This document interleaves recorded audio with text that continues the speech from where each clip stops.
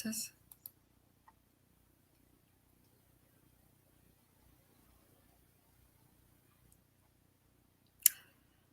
Hi, I'm Susan McConnell, your LinkedIn for the Reserve champion. Thanks for joining us today. I do a conversation every Tuesday at 12 with different people in different industries to light up my network and have some dangerous conversations so that we can all find actionable ways to improve our businesses. And today, my guest is Scott Arnold.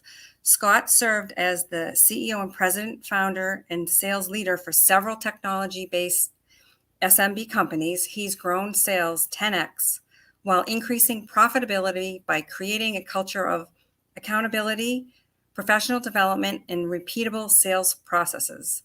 He's spent 25 plus years in technology sales, building and managing sales teams. As founder of Concord Sales Leadership, he is a sought-after fractional sales leader and trainer. Welcome, Scott. Hello, Susan. Thanks for having me. Yeah, you're welcome. This outsourcing of sales is somewhat new, but somewhat people have been doing it for a long time. Explain kind of what it is and how it works. Well, it's a fractional sales manager or outsourcing the sales management process. It's a lot more common in human resources and part-time CFOs. They've been doing that for years. So it's slightly less common on the sales side. But essentially, I am a fractional sales leader. So I will work for small to mid-sized businesses that have 2 to maybe as many as 8 or 10 sales reps and don't have a sales manager or a sales VP. So I'll come in for a day or 2 a week, excuse me, and I'll run the sales meetings. I'll manage the salespeople. Before COVID, I would travel with the salespeople, get in front of their best customers, and just function as the sales manager, but not 5 days a week. That's great. So for a company that typically doesn't need to have a full-time person helping manage their sales and coaching, they can bring you in, sort of ramp it up and get it going if it's not their expertise.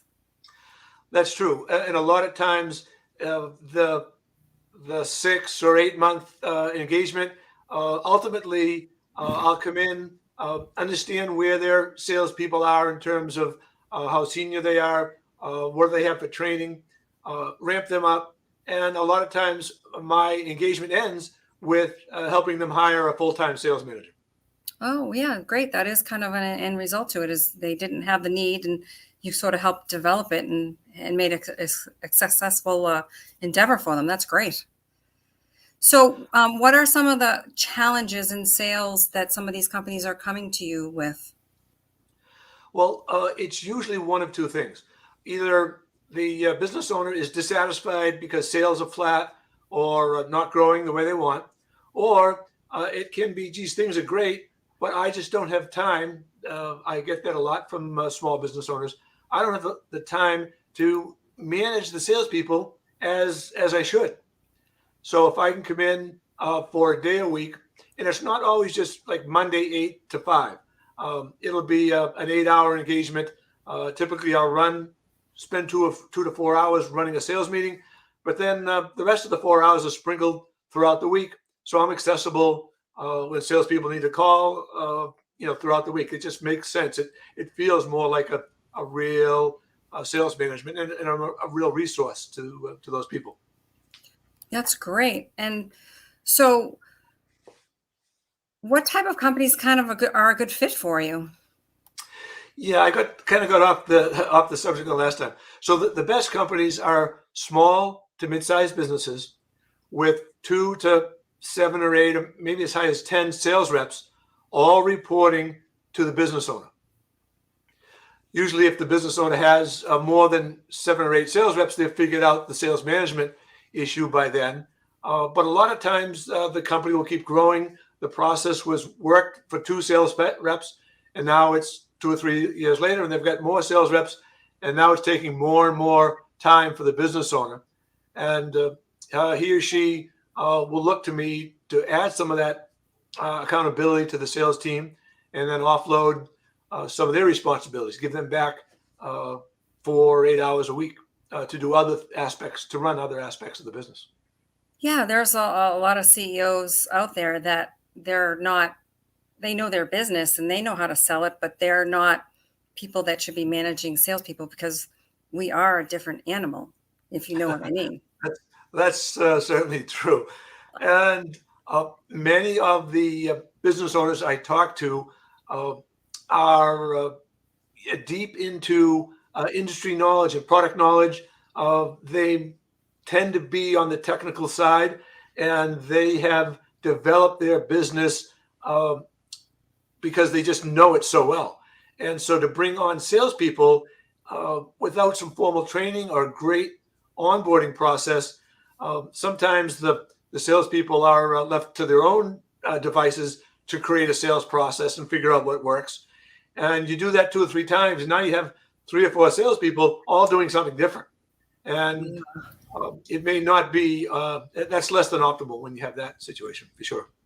Definitely. So that kind of leads me. So how do you usually sort of kick off a kind of a new relationship or engagement with a client? Well, the first thing to do is to really understand where their existing business comes from. So it's amazing some of the folks that they think their leads are so important, but if you ask them where the business comes from, it can be long-term relationships in more of a referral-based business. So that's really where we start.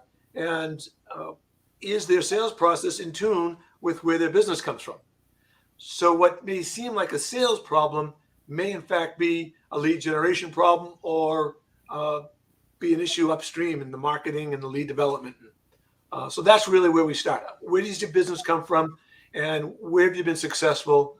And let's try to put some process in place to repeat that. All right. So you kind of create processes around the whole sales from beginning to end, where they find leads to actually closing the business. And maybe sometimes it involves getting them some software. Our whole, yeah. So you put it great. From beginning to lead gen through closing, training and managing the salespeople. So in that process, we'll look at how they leverage technology. Do they have any marketing automation? What is their sales? Where do the sales leads come from? Do they come from the website? Have they done anything in any serious search engine optimization? Are they leveraging their website? And then the next piece of technology is CRM.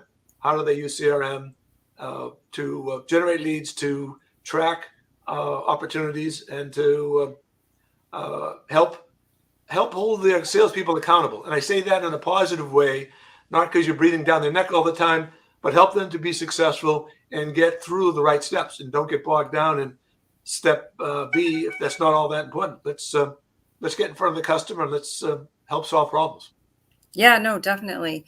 And so have you found, when you start a relationship, have you ever had a problem with they're going after maybe even the wrong targets, or they're not ever clearly defining target market? Because I find that a lot of people, when I ask them who their target is, it's very, very broad. And I thought it'd be kind of a cool area to dive into. That is, yeah, we could spend a couple of whole sessions on that. Definitely. One of those initial, drills or skills or workshops that we do is to define the ideal customer. Mm-hmm. Let's look at it in terms of demographics. What business are they in? Is it transportation logistics type of companies? Is it healthcare companies? Is it tool and die companies? Who is your ideal customer? What size are they? Do you have, is your business well suited to long-term relationships? Or is it more transactional business? Do you typically do a good job for a customer and then you don't see them for years? Perhaps they'll give you a referral or two, which you want to encourage, of course. But then other companies establish long-term relationships, and that's vital to the growth of their business. They have a product or service that tends to, their customers are going to need over and over again, and that establishes long-term relationships. So that's all part of defining your ideal customer. And do you also help out with the hiring process too? If there's somebody that's, growing and you do a little bit of the sales management, but then they need to hire. Absolutely. And I'm a big um, proponent of hiring traits and training a good sales person on your business. The temptation is always to find someone from the industry with a book of business that can come over and be productive day one. That's very hard to do. So long term, you want to hire good people that you can train on your products and establish your process and train them to that. That's fundamentally how we look at it. Great. And so what types of companies are you working with currently? Because you definitely have a diverse, I know you obviously like to stay in tech, but I think you do have had some other companies too. So who are you working with right now? So my current clients include, it's really across the board. So my background has been in technology, Mhm. barcode scanning, wireless, RFID technology, lots of system integration. So one of my clients is in that space, and I can add a lot of value to what they're doing. Second company is a software company that specifically has software tools which add on to CRMs or partner management software, which enables channel managers to be more productive. So it's one's a software company, the other is a systems integrator. And Mhm. then there are some smaller companies that are just getting started with their first couple of salespeople and just need the fundamentals. So I look for technology, but it doesn't always, all my clients are not technology based. Yeah, no, I mean, there's a lot of companies out there that, like I said, don't have an actual VP of sales or a sales manager, and you can come in and sort of help them develop some skills and be able to be successful without having the owner to have to do it. There's really two parts of my business. So we've spent most of the time talking about the fractional sales management or being a outsourced sales leader. Yep. There's a second part of my business, which is training. Right. So over the years, I have put a lot of what I do and my experience and documented it into 6 training courses. Great. And the training courses range from 3 weeks up to 8 or 10 weeks. And then, of course, there's a bundle it's a 26-week course, but essentially it's 3 courses tied together.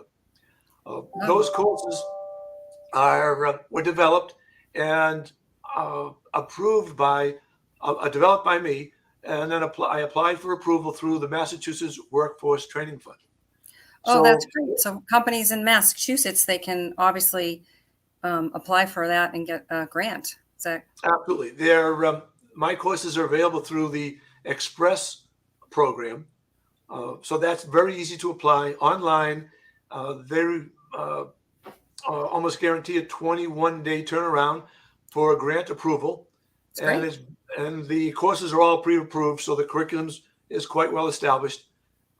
And I have 6 courses, but this is something that lots of small businesses should be aware of because there are hundreds of courses in this Workforce Training Fund program that cover manufacturing technology, excuse me, uh, quality control, and lots of uh, things that small businesses, whether you're looking for sales help or manufacturing help or human resources issues, any kind of professional development. There's lots of that available through the Express program. Yeah, and I would imagine, I mean, sometimes I bet a lot of people don't know about that. And then also I imagine a lot of different other states besides Massachusetts have those types of courses as well. So if somebody wasn't in Mass, they could still participate in your training. It just wouldn't be through the workforce. They could still go through your Uh, courses. Yes, that's true. And we've found that most states do have training programs. Some are really focused on new hires, and others programs are based on incumbent workers. So, yeah, if you're not based in Massachusetts, I'm sure you should check that out because there's a lot of resources available to help small businesses these days, for There sure. definitely is. So tell me about like your courses. You said there are different lengths, like typical, what's a typical, is it like once a week, once a month? How do you typically work? The whole So course. the typical course I have, the one I do most, is leveraging technology for small and mid-sized businesses. So this is an 8-week course. It meets once a week for a couple hours, 2 hours actually, and the day is flexible. And normally it is done for a specific company where I'll train 3 to 10 people in that one company. It's Mhm. usually not, it's not mixed and matched. So it's not a general purpose training where you have, a person or two from half a dozen locations. So that enables me to really focus on their business. And at the end of that 8-week program, we'll go through a marketing automation program. If they don't have a tool, we will, part of the program will stand up it's usually a MailChimp, free MailChimp instance where you can load up to a couple thousand contacts. We'll help them write a case study. We'll help them develop a 4 or 5 email campaign. So at the end of the process, they're up and running with a strong email marketing campaign. We'll bring in a specialist to do one of the sessions on search engine optimization. We've done a couple of really interesting YouTube-based video marketing campaigns. So we'll show them, and of course, I almost forgot, one of the biggest pieces of technology is CRM. How do Yes. they use it? How do they get started with CRM? Mhm. So we'll address those 4 core pieces of technology in that 8-week program. That's great. Yeah, and actually I jumped in on one of yours, helping some of your folks with LinkedIn as well. So you'll jump in and help them with anything that they need, pretty much, right? Absolutely. And if it's not part of our Concord Sales Leadership expertise, we'll bring in the experts. Yeah, that's great. That's what's cool, because you're sort of tailoring it to what they need and what will help them develop and be successful to generate more revenue for their companies. Well, it is. It's important to have a structured curriculum so that we can take them through the fundamentals. But then they'll have some strengths where they're in pretty good shape, but then they'll have some needs. And that's where we really try to beef up the programs to address their needs. That's great. And so I put in the notes your website, and I also put your email. So if anybody has any questions, you can reach out to Scott directly, and you can challenge him with any of your sales challenges. Because I always say this, and obviously my partner and I have done a little bit of outsourcing in our day. We don't do it as much as anymore, but I say do what you do best and outsource the rest. Because if you're not good in an area, you're not going to help your company grow. If you're involved in sales management and it's not your forte, or you're not good managing people in that area, you're better off to bring someone in to help you. That's a great segue. Yeah, I'm a sales. We talked about my background. I've got a double E degree from Northeastern, but from day one, I've been in sales. So Right. I'm a salesperson through and through. I like handling salespeople's challenges. I like motivating salespeople. It's what I do. It's who I am, and that's why I do it. And that's why I love it. Yeah, it's fun when you can see somebody succeed or not, or find a problem in their process and kind of tweak it and fix it and help them, move beyond and start generating more revenue. It's kind of cool. A lot of times salespeople will come and just, they've got so many roadblocks and issues in there. And how do they get enough time in the day? So a lot of times it's simplifying. Make sure we're focusing on what's important and let the rest go. And if you focus on the important things, all we have is time. So you got to be as productive as possible. Focus on the important things, get them done. And I think your pipeline will progress well. Oh, definitely. I agree with you there. It's awesome. Well, thank you, Scott. And make sure to join me every Tuesday at 12 for dangerous conversations to help your business grow and move forward. And like I said, any sales challenges, reach out to me or reach out to Scott, and we'll help you get there, because it's the end of the year and you got to start planning for 2022. Crazy. Thanks, Susan. Great to be with you. Yeah, hang on. When this ends, we'll be on together.